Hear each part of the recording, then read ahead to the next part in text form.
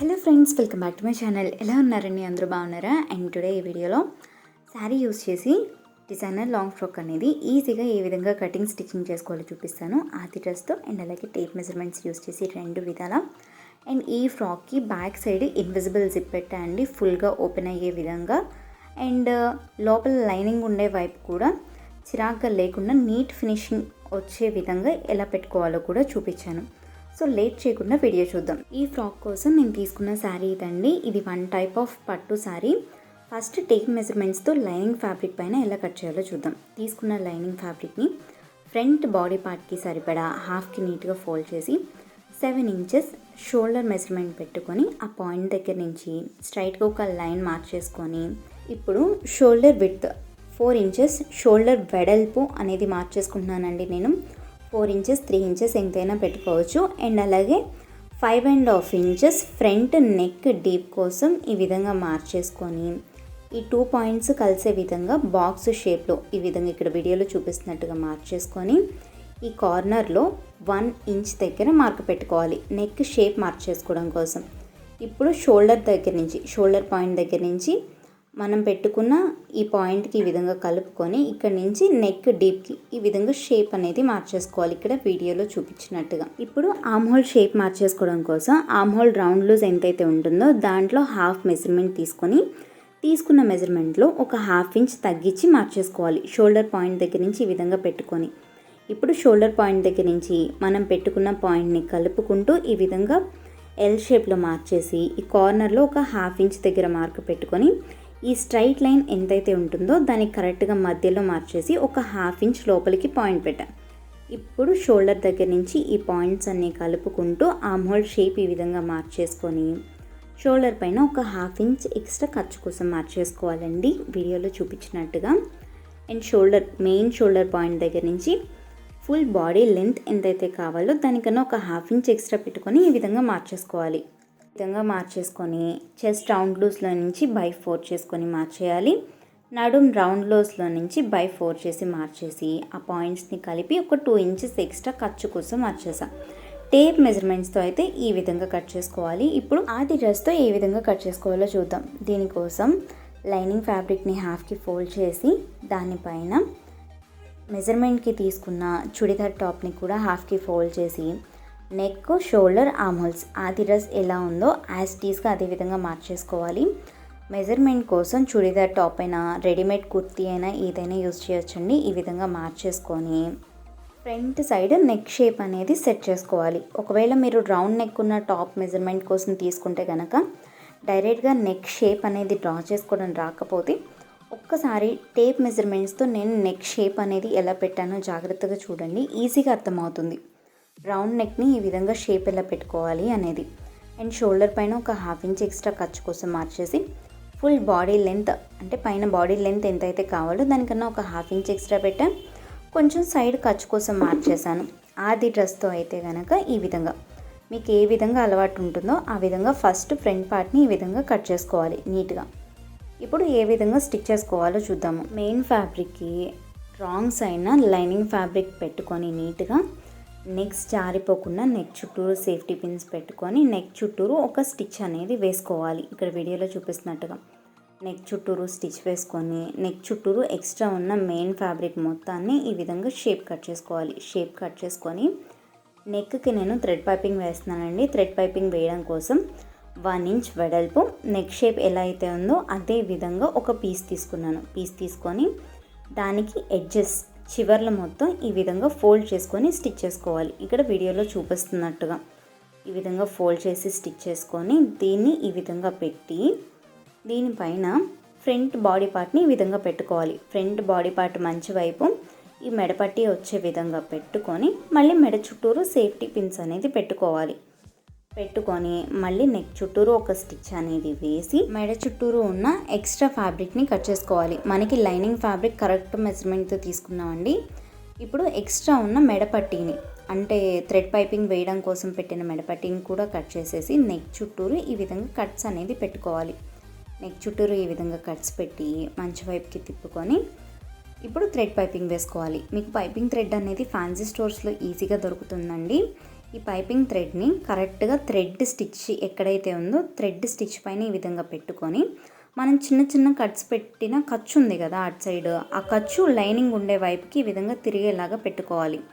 ఈ విధంగా ఇక్కడ వీడియోలో చూపిస్తున్నట్టుగా మొత్తం అంతే ఖర్చు మొత్తం లైనింగ్ ఉండే వైపుకి పెట్టేసి ఓన్లీ థ్రెడ్డే ఉంటుంది. ఆ థ్రెడ్ పైన మనం పైపింగ్కి తీసుకున్న క్లాత్ అంటే థ్రెడ్ పైపింగ్ వేయడానికి ఈ పీస్ తీసుకున్నాం కదా కాంట్రాస్ట్ కలర్ది, దీన్ని ఈ విధంగా తిప్పుకోవాలి. ఎవరికైనా అర్థం కాకపోయినా ఏదైనా డౌట్స్ ఉన్నా కింద కామెంట్ సెక్షన్లో కామెంట్ చేస్తే రిప్లై ఇస్తాను. సో నెక్ చుట్టూరు కూడా జాగ్రత్తగా నీట్గా ఈ విధంగా రివర్స్ చేసుకుంటూ స్టిచ్ చేసుకోవాలి. నేను ఇక్కడ నార్మల్ పాదాన్ని యూజ్ చేసే థ్రెడ్ పైపింగ్ వేస్తున్నాను. థ్రెడ్ పాదం కిందకి వెళ్ళేలాగా పెట్టుకొని ఈ విధంగా థ్రెడ్ పైపింగ్ అనేది వేసుకోవాలి. కొత్తగా నేర్చుకునే వాళ్ళైతే స్లోగా జాగ్రత్తగా ఈ విధంగా వేసుకోవాలండి. మనం ఈ విధంగా పైపింగ్ వేసుకునేటప్పుడు కరెక్ట్గా పైన ఫ్యాబ్రిక్ నీట్గా లేకుండా ఎక్కువ ఏమైనా ఉంటే కనుక థ్రెడ్ పైపింగ్ వేయడానికి కాంట్రాస్ట్ కలర్ పీస్ తీసుకున్నాం కదా, దాన్ని కింద వైపు నుంచి అంటే లైనింగ్ ఉన్న వైపు నుంచి కొంచెం లైట్గా లాగితే సరిపోతుంది అనమాట. నీట్గా వస్తుంది పైన ఫ్యాబ్రిక్ అనేది.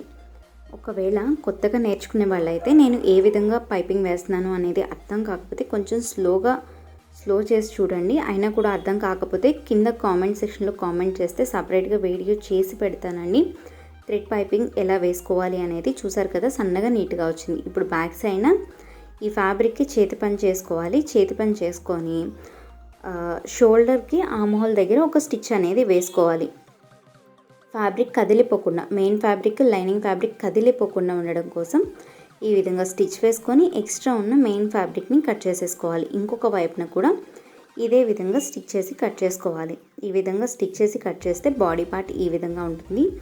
ఇప్పుడు బోటమ్ పార్ట్ ఎలా కుచ్చులు పెట్టుకోవాలో చూద్దాం. బోటమ్ పార్ట్కి నేను బాక్స్ ప్లీట్స్ అనేది పెడుతున్నానండి. దానికోసం పైన బాడీ పార్ట్ని కరెక్ట్గా ఈ విధంగా హాఫ్కి ఫోల్డ్ చేసుకొని మధ్యకి మార్కు పెట్టాను. పైన బాడీ పార్ట్ మిడిల్ అనమాట.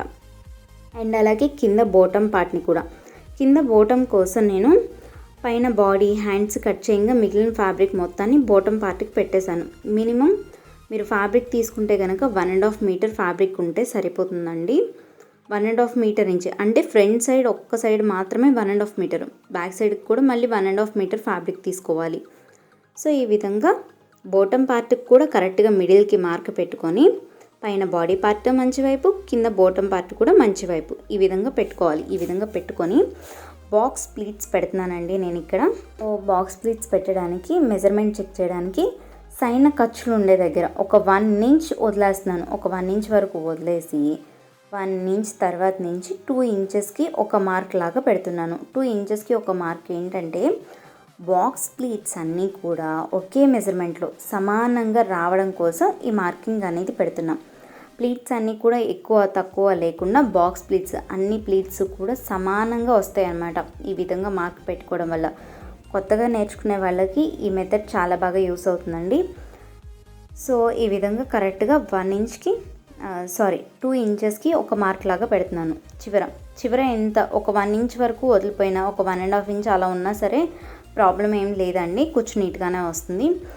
సో ఈ విధంగా పెట్టుకొని ఇప్పుడు బోటమ్ పార్ట్ని ఈ విధంగా కింద పెట్టే, బోటమ్ పార్ట్ ఇది మంచి వైపే, 2 ఈక్వల్గా పైన బాడీ పార్ట్ కింద బోటమ్ పార్ట్ 2 సమానంగా ఈక్వల్గా ఉండేలాగా పెట్టుకొని ఇక్కడ వీడియోలో చూపిస్తున్నట్టుగా ఆపోజిట్ డైరెక్షన్లో ప్లీట్స్ అనేది పెట్టుకోవాలి. ఒక కుచ్చేమో ఒక వైపుకి అండ్ ఇంకొక కుచ్చేమో ఇంకొక సైడ్కి అనమాట.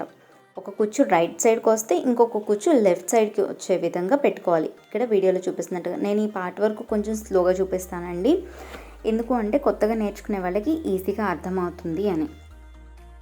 సో ప్లీట్స్ ఇక్కడ వీడియోలో చూపిస్తున్నట్టుగా జాగ్రత్తగా పెట్టుకోవాలి. బ్లాక్ ప్లీట్స్ అన్నీ కూడా జాగ్రత్తగా చూడండి. పైన బాడీ పార్ట్కి నేను పాయింట్స్ ఎక్కడైతే పెట్టానో కరెక్ట్గా ఆ పాయింట్స్ దగ్గరికి ఈ ప్లీట్స్ అనేది కలిసేలాగా పెడుతున్నాం. మీరు ఫ్యాబ్రిక్ ఎంతైతే తీసుకుంటారో దాన్ని కరెక్ట్గా అడ్జస్ట్ చేసుకుంటూ పెట్టుకోవాలి. అంటే మామూలుగా మనం కుచ్చులు పెట్టుకొని ఫ్రాక్స్ కుట్టుకుంటాం కదా, అదే టైపు, కాకపోతే ఆపోజిట్ డైరెక్షన్లో కుచ్చులు అనమాట. ఈ విధంగా బాక్స్ ప్లీట్స్ వచ్చే విధంగా. సో అర్థమవుతుంది కదండి, ఈ విధంగా పెట్టుకోవాలి. కుచ్చు ఎంత పెట్టాలి అంటే నేనైతే ఒక 1 ఇంచ్ కుచ్చు వచ్చేలాగా, అంటే లోపలికి మడిచే క్లాత్ 1 ఇంచ్ వచ్చేలాగా పెట్టాను. మీరు తీసుకునే ఫ్యాబ్రిక్ని బట్టి ఈ విధంగా ఫోల్డ్ చేసుకుంటూ కరెక్ట్గా అడ్జస్ట్ చేసుకుంటూ ఈ విధంగా సేఫ్టీ పిన్స్ కూడా జాగ్రత్తగా చూడండి. ఒక 1 ఇంచ్ కిందకి పెట్టా సేఫ్టీ పిన్స్ అనేది.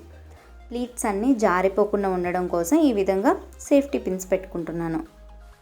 ప్లీట్స్ అన్నీ ఈక్వల్గా వచ్చేలాగనమాట. అండ్ బ్యాక్ సైడ్ పార్ట్ ఏ విధంగా కటింగ్ స్టిచ్చింగ్ చేసుకోవాలో వివరంగా ఆల్రెడీ వీడియో చూపించానండి. ఎవరైనా చూడకపోతే డిస్క్రిప్షన్లో లింక్ ఇస్తాను. బ్యాక్ సైడ్ పార్ట్కి జిప్ వేసాను కదా, ఇన్విజిబుల్ జిప్. సో ఒకే వీడియో అయితే బాగా లెంతీ అయిపోతుంది అని చెప్పేసి నేను చూపించలేదండి ఈ వీడియోలో కటింగ్ అండ్ అలాగే స్టిచ్చింగ్. ఎవరైనా చూడకపోతే చూడాలి అనుకుంటే కనుక డిస్క్రిప్షన్లో లింక్ ఇస్తాను, ఒకసారి చెక్ చేయండి. సో కరెక్ట్గా bottom part, middle and body పార్ట్కి మధ్య, అంటే కరెక్ట్గా 2 పార్ట్స్కి మధ్యకి ఒక మార్కింగ్ పెట్టుకున్నాం కదా మనం స్టార్టింగ్లో. ఆ మిడిల్ పాయింట్స్ 2 సమానంగా వచ్చేలాగా ప్లీట్స్ అనేది పెట్టుకున్నాను నేను. ఈ విధంగా మిగిలిన ఫ్యాబ్రిక్ మొత్తం కూడా సేమ్ ఇదే విధంగా ప్లీట్స్ అనేది పెట్టేసుకున్నాను. బాక్స్ ప్లీట్స్ పెట్టాక చూడడానికి ఈ విధంగా ఉందండి. Body part bottom part joint చేయకముందు బాటమ్ పార్ట్కి మంచి వైపున బాడీ పార్ట్ని ఈ విధంగా తిప్పేసుకొని పైన స్టిచ్ అనేది వేసుకోవాలి. సో అర్థమైంది కదా ఎలా పెడుతున్నాము అనేది. ఈ విధంగా పెట్టి స్టిచ్ వేసుకొని ఓపెన్ చేసుకుంటే కరెక్ట్గా వస్తుందన్నమాట.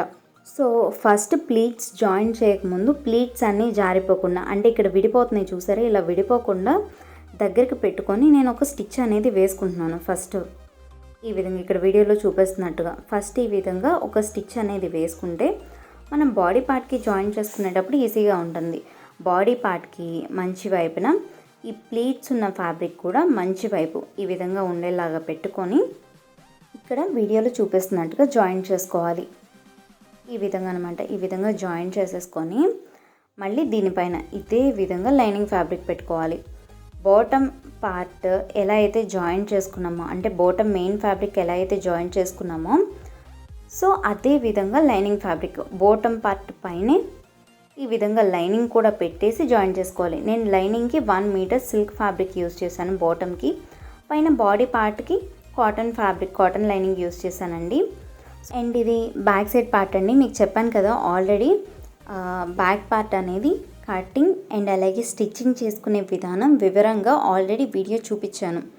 సో ఆ వీడియో చూడని వాళ్ళు ఎవరైనా చూడాలి అనుకుంటే కనుక డిస్క్రిప్షన్లో లింక్ ఇస్తాను. బ్యాక్ పార్ట్ వీడియో లింక్ అని చెప్పేసి డిస్క్రిప్షన్లో ఇస్తాను, ఒకసారి చెక్ చేయండి.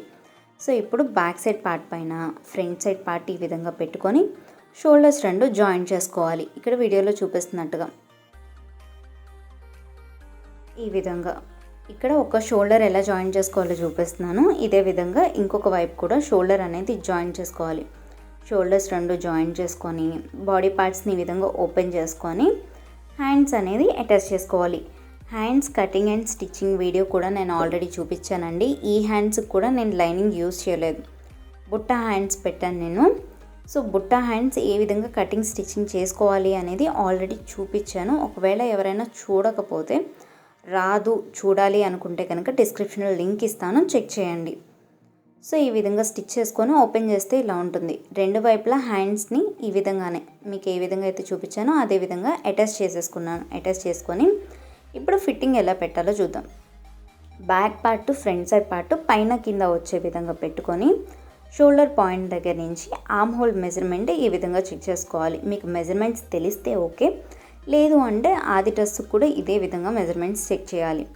సో ఆర్మ్ హోల్ మెజర్మెంట్ పెట్టాక 2 షోల్డర్స్ని పట్టుకొని కరెక్ట్గా మిడిల్కి ఒక మార్క్ పెడుతున్నాం. ఈ మిడిల్ మార్క్ అనేది మనకి ఫిట్టింగ్ సమానంగా వచ్చిందా లేదా చెక్ చేసుకోవడానికి యూస్ అవుతుంది అనమాట.